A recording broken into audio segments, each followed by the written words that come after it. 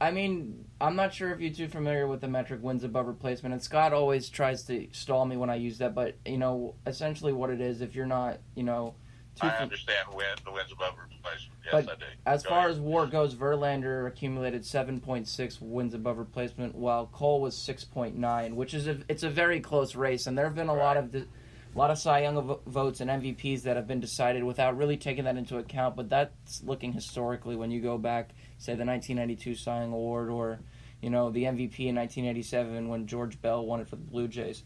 But, I mean, I think Verlander's been the better pitcher, and the 300 strikeouts is impressive. He had 300 on the dot. Cole had 326. But I genuinely think that really shouldn't matter considering the era we're in. We just set another record for strikeouts. I mean, you want to talk about pitching changes slowing the game down, but if the ball's not being put in play, oh my God, is it slow the game down? I mean, yeah, sure, outs are being added and the game's being closer to theoretically ending, but when you're seeing strikeouts at this frequent of a rate, I genuinely think it detracts from how great a season Cole has because they're just so dime a dozen. Anybody can strike out 200 batters nowadays. You just have to be on the mound enough to do it, and you'll probably do it because everybody's trying to swing for the fences. We've talked about Ron Guidry. Why don't you let everybody know what it was like to catch a guy like Ron Guidry? I believe he was 25-3 that one year, if I remember 1978, right. Louisiana Lightning. Right. Yes, sir. Yeah, Ron Guidry was a heck of a pitcher. 174 ERA. He was incredible that year. Yeah, he was. Well, Guidry was similar to Steve Carlson. They had this real, back foot slider. Give you the impression of being a strike, but was actually a ball. So yeah, he was a power pitcher with a power slider. Same way that's very similar to Steve Carlson as far as their type of stuff they had. And they came at it from different sides. I believe Guidry was right-handed, no, and then Guidry was lefty. Okay, They're both left-handers. Well, there you go. Yeah, and Guidry, of course, was 5'10", 5'11", 160 pounds, and lefty Carlson was 6'5", 6'6", 225 or 30 pounds. So different physical guys, but Guidry was a great athlete. Guidry used to take fly balls in center field all during bat practice, and he would look about as good as any center fielder in the league going after the ball. So he was a great athlete. No kidding. All right, let's talk about a potential World Series matchup. It looks like Washington's probably going to be heading there now, but we'll just say Washington. We'll talk about predictions now. Say Washington against the Yankees. Who do you have there?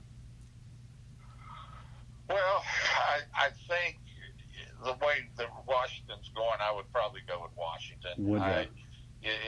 Good pitching virtually always tops good hitting.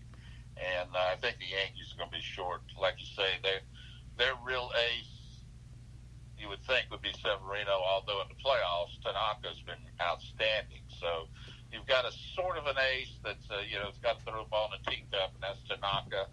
You got Severino, who can be an ace, but, this is probably just not going to be the year that he can give you enough innings to make him an ace during the playoffs.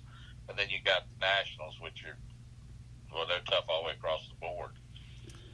So let's talk about the Nationals for a minute. Bryce Harper leaves, and the Phillies are 81-81, and the Nationals are so close to getting to the World Series. Boy, isn't that incredible, or what? Well, it just goes to show you. There was talk about we didn't fire Martinez halfway through the season, and now if he gets him to the World Series, he's got a lifetime contract. So it's just it's funny how the game works. They got a good club, and I think arguably it would be a good argument to say whether Soto or Harper ends up having the best long-term career as a player. So they lost a good player in Harper, but they're going to have to pay Soto sometime, and you can't pay all these guys right 30 or 40 million a year. It's just you just can't do it. So you gotta sort of pick your poison, and I think they've done that. You think about their pitching staff. Their pitching staff has got some huge salaries on it. Oh yeah.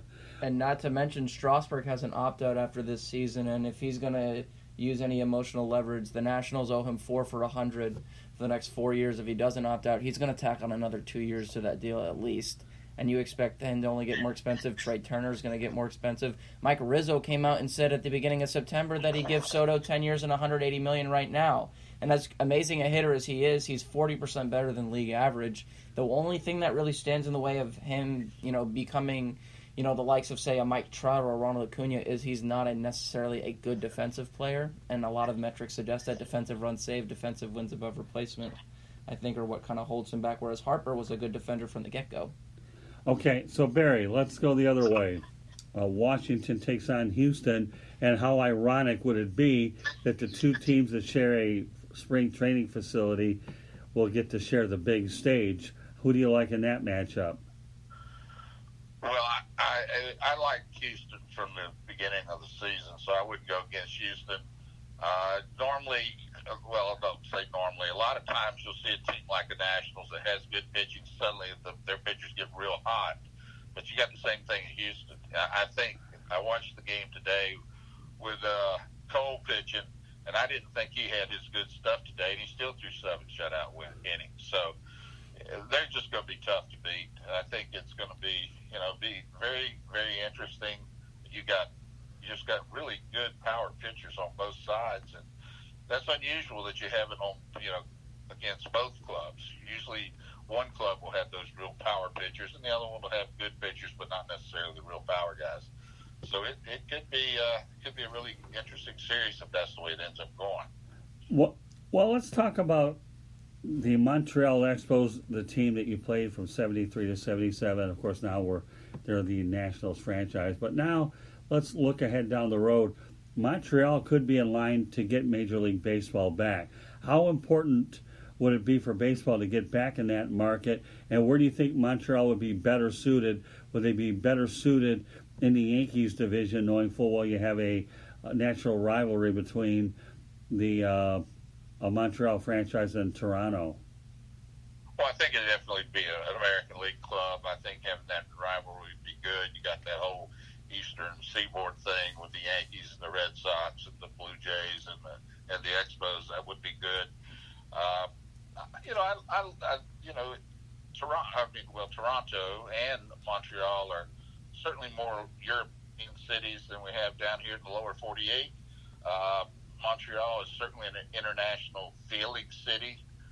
So I think it would be good for baseball to come back there. But you got to you need a nice, cozy stadium, downtown Montreal, and I think they would support it.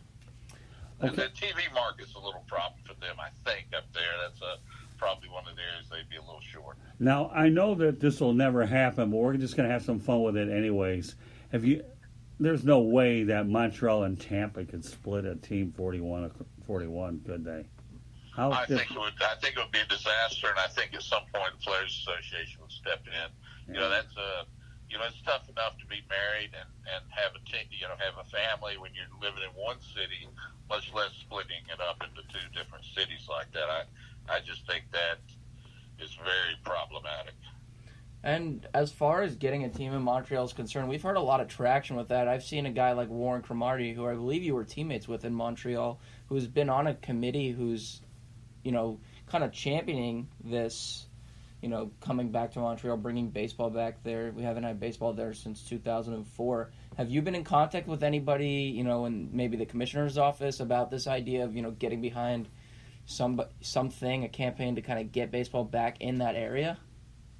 I haven't. I talked to Warren about it. Well, it's been a handful of years ago now, but I know he's been at the forefront of that, and I think Charles Bronfman's son was involved as well. So, it's all about. I tell you, it's about a stadium, and now we're talking about probably with a stadium, a minimum probably around $2 billion of investment. So. This is big boy stuff now. It's not like you can be a little fella and get involved in Major League Baseball anymore. Mm-hmm. And one thing that came to mind, I don't know about you, but I'm really befuddled by the fact that the Tampa Bay Rays struggle to even draw people despite the fact that they have a great record. Do you have an opinion on that?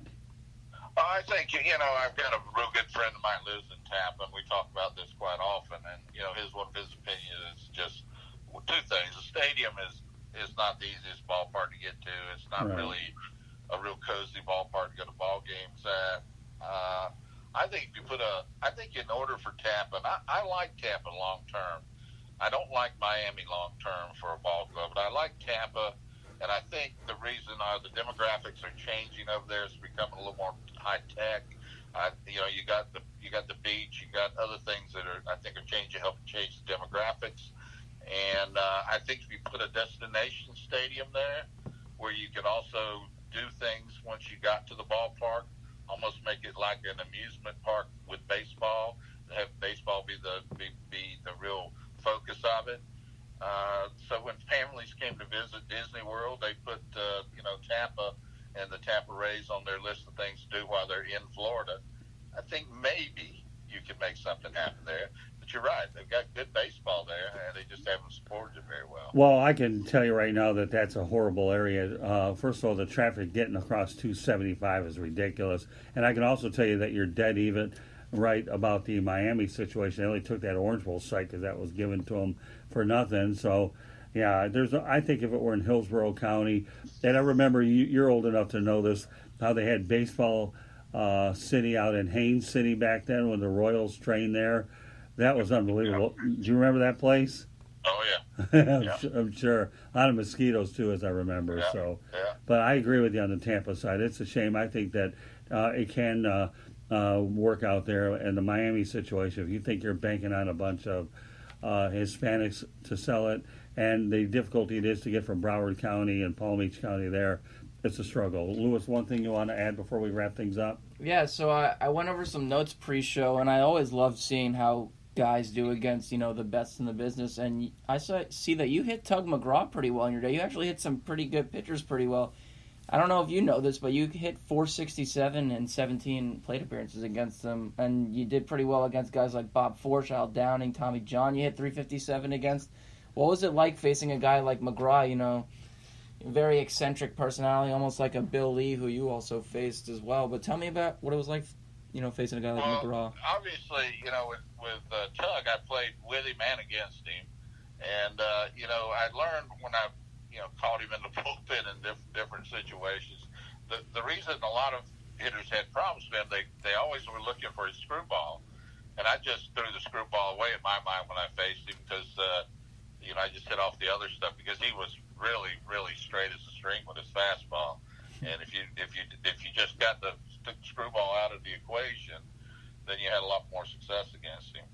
To be honest with you, on Bob Forsch, I knew what was coming. He gave his pitches away, he tipped his pitches, so I just happened to be able to know what was coming, so I had a little bit of advantage against him. But there was a lot of other guys that gave me plenty of trouble to even things out. I mean, hey, you hit 353 against Phil Niekro, and you even hit a home run off of him, so you knew the knuckleball was coming. I think everyone did. There you go. Well, all I can tell you, Barry, I love talking baseball. I enjoyed picking your brain when I was a young writer, and I'm glad that we've been able to maintain a friendship that's stood the test of time. And the next time I do get to North Carolina, I do plan to catch up with you. I'll just have to do a little bit better job planning it so we can get it done.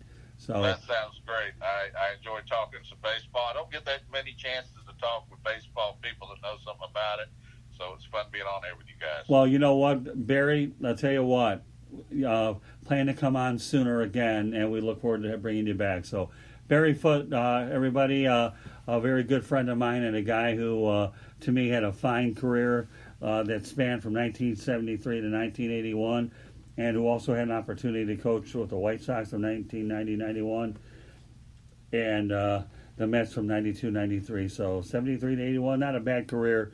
And I know you've had a pretty good successful run in business as well. So, Barry, you're definitely a great story on and off the field. So thanks for being on the Sports Exchange, and we'll bring you back on pretty soon. How does that sound, partner? Sounds good. Just let me know when. I'll be more than happy to. Thanks for being on the program. Enjoy the game. All right, Barry. All right, appreciate it. Thank you. Take care. Bye. So now you've had an opportunity to talk to Mark Littell and Barry Foote. Compare and contrast your two experiences with the two. I'm not gonna say one was better because, like I said, I basically talked to a battery mate, a pitcher and a catcher, so I got to see two. That's a good point.